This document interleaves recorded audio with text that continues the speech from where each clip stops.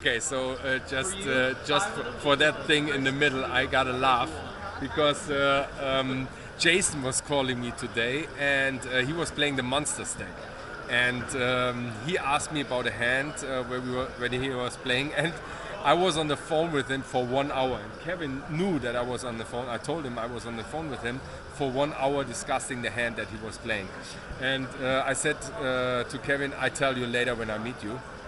So now Kevin is here, we have a little time because the tournament doesn't start yet. And I told him just the beginning of the hand. And we already start laughing because we have the same thought process about the hand. But Jason had a total different. I'm not saying Jason is totally wrong, because that is just the way Jason plays. But he definitely is not right. Okay, you know what?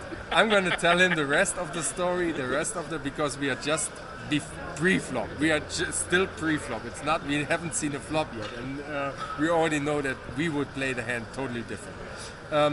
I'm going to tell you the whole story. Oh, you know what? I'm getting Jason involved, and he gotta tell you how he played that hand, because he was playing it, so he's gonna tell you later. You know what? I do that now.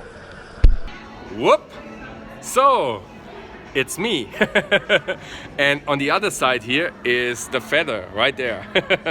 So I just have to do that video here with my phone, because I told you I picked up my Sony camera, but Sony replaced the lens, so the picture actually is really good now, but they did something to the little microphone that is in there. It as you can hear with the other footage, it's really bad sound, so I had to bring it back to the place, and they send it back to Sony, so I gotta wait till it comes back. But I'm here with the feather because he's gonna tell you about the hand, okay, that Kevin and I discussed also. So I'm just flipping that around, and now Jason is gonna tell you. Let me know what you think about that hand, okay? In the comments down below, all the shit down below. All right, here we go. Gonna break down the hand. It was a monster stack event. It was blinds are 100, 200. You started with 50,000 in chips very early. I had a fairly wrecked table, a lot of wrecks, and so I won the first hands probably half hour, 45 minutes into level number 2, 100, 200.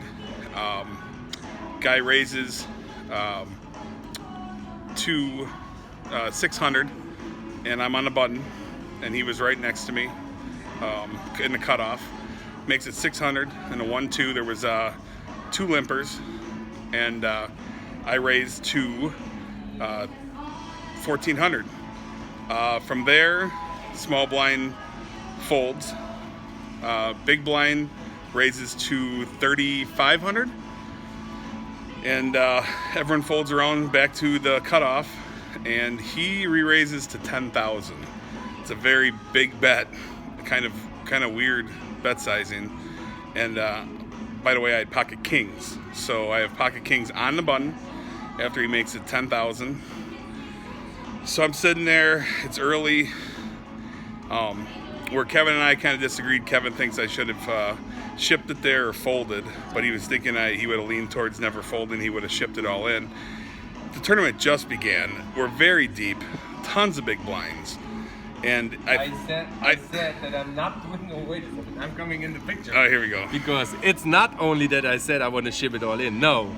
But as you're gonna hear here in a second, Jason just called, and actually he said to the big blind, you know what? Come along, you can come in here too. I said, don't throw it away. Okay, so I said I would re-raise that to, let's make it 20,000. Then at least I get the other guy out, or 25,000. So here's the issue at hand. The guy in the big blind I had played obviously for a little while, and I knew he was playing a lot of hands.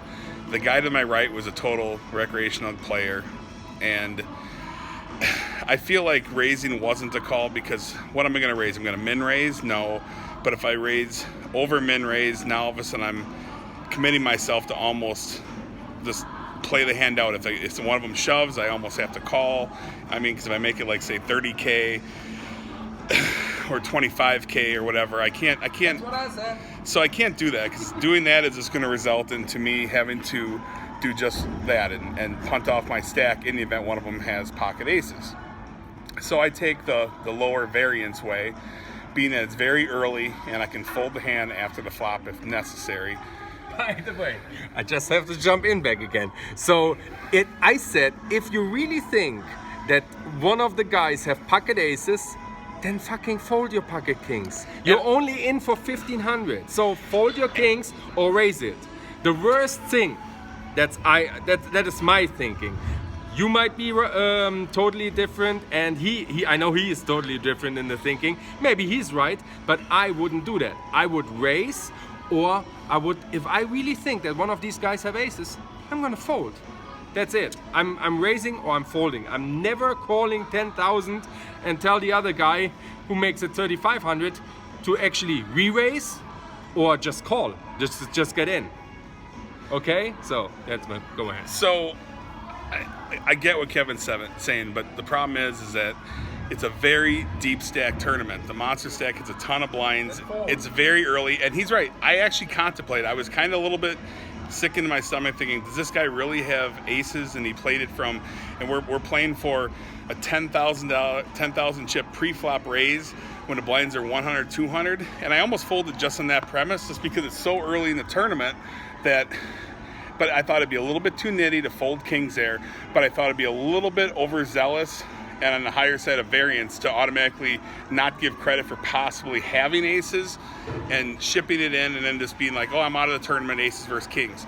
Because if I, depending on how the hand plays out from the rest of the hand, I can get away from it and still probably have 20 or 30,000 in chips and be just fine and be like, okay, I survived.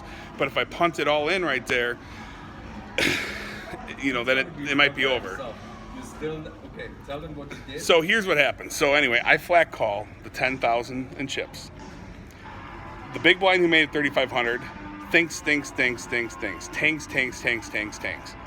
And then he flat calls. So now we go to the flop, three-handed. There's 30,000+ in the pot. It's a jack high flop. It's jack 9 deuce 4, jack 9 4. Jack 9 4 range. Small blind, the big blind acts first. Checks. The guy who made it 10,000 checks. Now it's on me. Now Kevin thinks I should have bet there. Something was weird, okay? You're not okay. So here comes Kevin. First of all, like I said, if you really think that somebody has aces, you're folding there before the flop. Now, that is the best flop that you can ask for. It's a rainbow flop, it's jack high. What are you waiting for? You are your last to act. What are you waiting for? So here's what's weird. Now I'm betting 10. I'm betting. Kevin's gonna bet on the button there. I'm playing pot control. I'm choosing the air on pot control side. Two guys. Because here's the problem. There's two guys in. The one guy made 3,500. Is Jack's in his range? He'll check. Yes. Are pocket nines in his range? 30,000 in the pot. Possibly yes. It was weird that the guy who made it to 10,000. What hand does he have that he just checks the flop? Even if he had pocket queens, you would think he would have bet. That you just called. That is weird too. So the whole thing is weird. So I'm content with a check. I check on the flop, and we see a turn. The turn comes another jack. Okay, the turn comes a jack, and then things start to get. Okay, go. The turn comes a jack. Things get a little bit weird now. With the jack on the turn, the guy who is in the big blind leads out into both of us.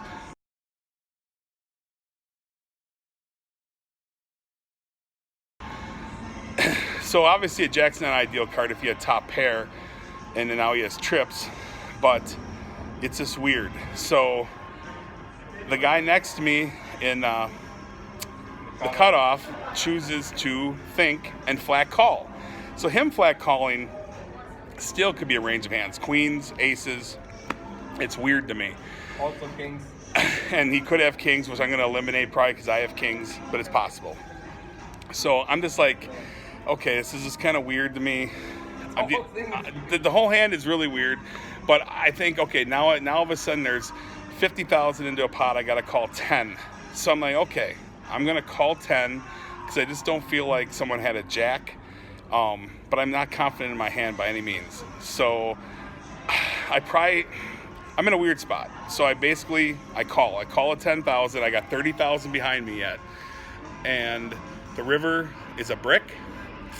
And yeah, it's a deuce. The river's a deuce, so it's a brick. Useless hand, useless card. And the guy who now I bet 10,000 on a turn, he checks again. He checks. The guy that had made it 10,000 pre-flop, he checks. And then in turn, I check. And what do they lay over? As I said, I'm so confused in this hand in the river, I'm gonna check. The guy that was in the big blind right away says, I got it. And he rolls over, pocket nines. He had flopped a set of nines, turned a full house, and the other guy in the cutoff, what does he have? Pocket aces.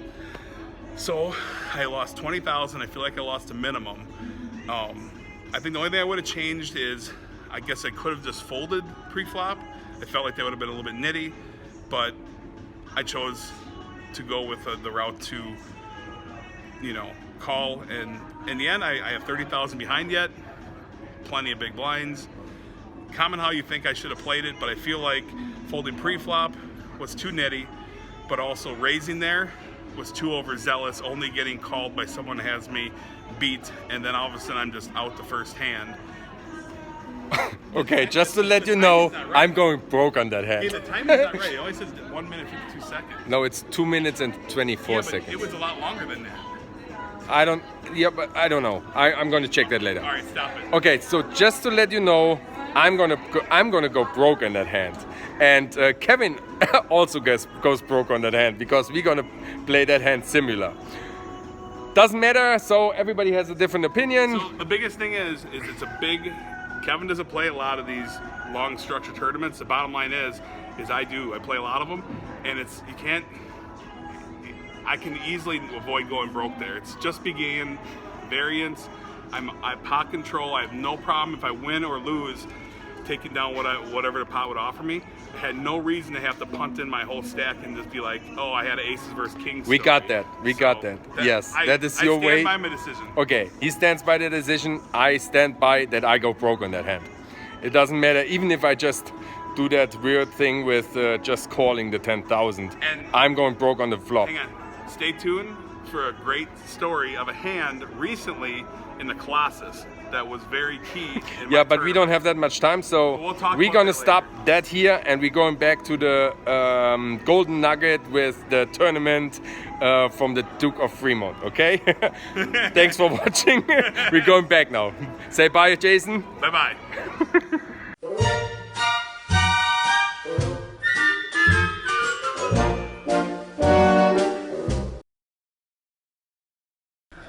I know why I don't get aces. I just found them. They're right there. She's hiding them. Look, this is the shit that I get.